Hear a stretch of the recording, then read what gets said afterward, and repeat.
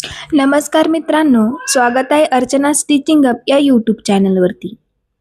आज आपण M S. Set आणि यू.जी.सी. नेट पेपर 1 मध्ये टीचिंग ॲप्टिट्यूडमधला एक खूप महत्त्वाचा आणि वारंवार विचारला जाणारा टॉपिक म्हणजे अध्यापनाच्या पातळ्या. जर तुम्हाला हा टॉपिक क्लिअर असेल तर 1 ते 2 प्रश्न तुम्ही इझिली सॉल्व्ह करू शकता.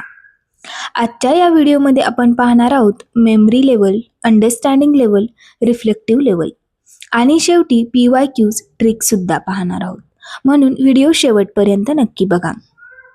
सर्वप्रथम आपण समजून घेऊया स्मृती पातळी म्हणजेच मेमरी लेवल. स्मृती पातळी म्हणजे विद्यार्थ्यांकडून फक्त माहिती आठवून सांगणे म्हणजेच रिकॉल, रिकॉग्नायझेशन.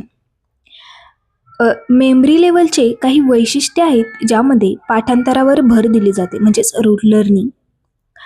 शिक्षक केंद्रित ही लेवल असते म्हणजेच टीचर सेंटर. मेमरी लेवल ही एक मार्गी प्रक्रिया म्हणजेच वन वे कम्युनिकेशन. यामध्ये फक्त टीचरच कम्युनिकेट करतो. त्यानंतर विचारशक्ती कमी वापरली जाते या लेवलमध्ये आणि ही लेवल लो लेवल म्हणून ओळखली जाते. या लेवलमध्ये शिक्षकाची भूमिका ही फक्त माहिती देणारा म्हणजेच इन्फॉर्मेटिव्ह गिव्हर तसेच कंट्रोल करणारा कंट्रोलर म्हणून असते. तर विद्यार्थ्याची भूमिका ही पॅसिव्ह लर्नर फक्त ऐकणे आणि आठवणे.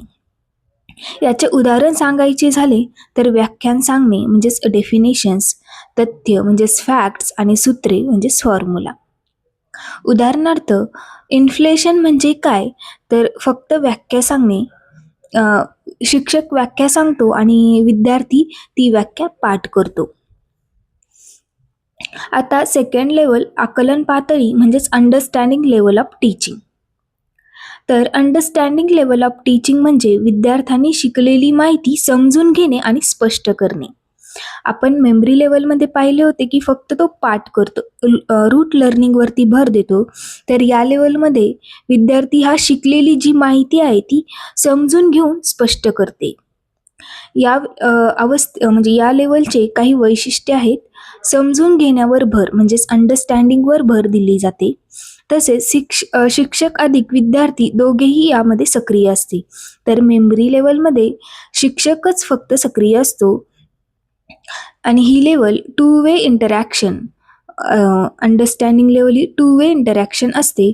तर आपण बघितले की मेमरी लेवल ही वन वे इंटरॅक्शन असते. अंडरस्टँडिंग लेवलमध्ये उदाहरणाचा वापर केला जातो. या लेवलला मध्यस्थ स्तर म्हणजेच मॉडरेट लेवल थिंकिंग असे म्हणतात.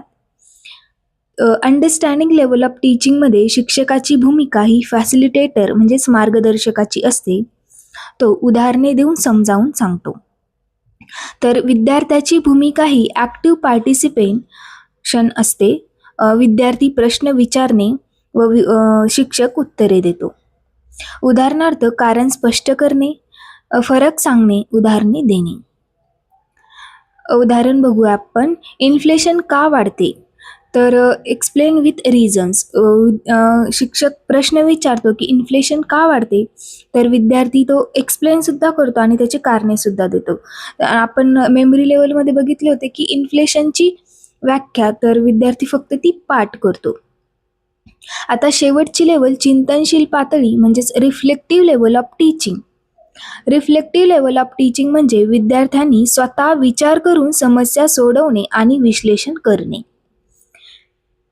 या पातळीचे काही वैशिष्ट्ये आहेत. उच्च स्तर विचार म्हणजेच higher order thinking. Reflective level of teaching problem solving approach. ही लेवल स्टुडंट सेंटर लर्निंग असते. यामध्ये क्रिटिकल थिंकिंग प्लस ॲनालिसिसवर भर दिला जातो आणि विद्यार्थी इंडिपेंडंट लर्निंग या लेवलमध्ये करतो.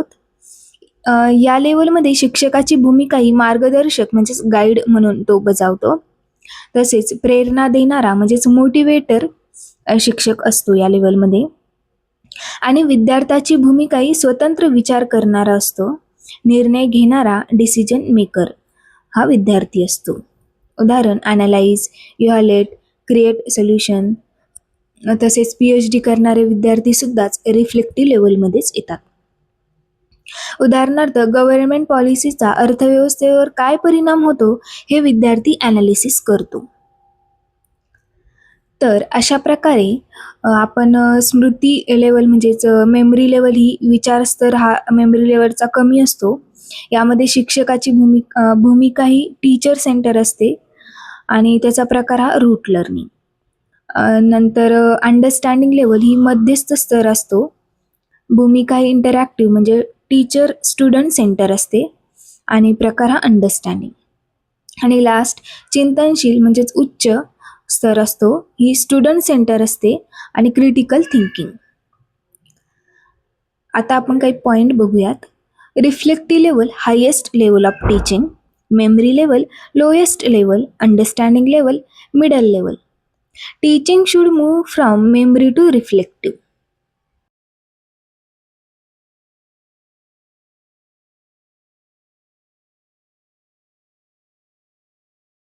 तर मित्रांनो, आज आपण अध्यापनाच्या तिन्ही पातळ्या एकदम सोप्या भाषेत समजून घेतल्या. परीक्षेत लक्षात ठेवा, रिफ्लेक्टिव्ह लेवल ही हायेस्ट असते तर मेमरी लेवल ही लोएस्ट. जर हा व्हिडिओ तुम्हाला हेल्पफुल वाटला असेल तर लाईक करा, शेअर करा आणि अशाच एक्झाम ओरिएंटेड कंटेंटसाठी सबस्क्राईब करा अर्चना टीचिंग हब सोबत.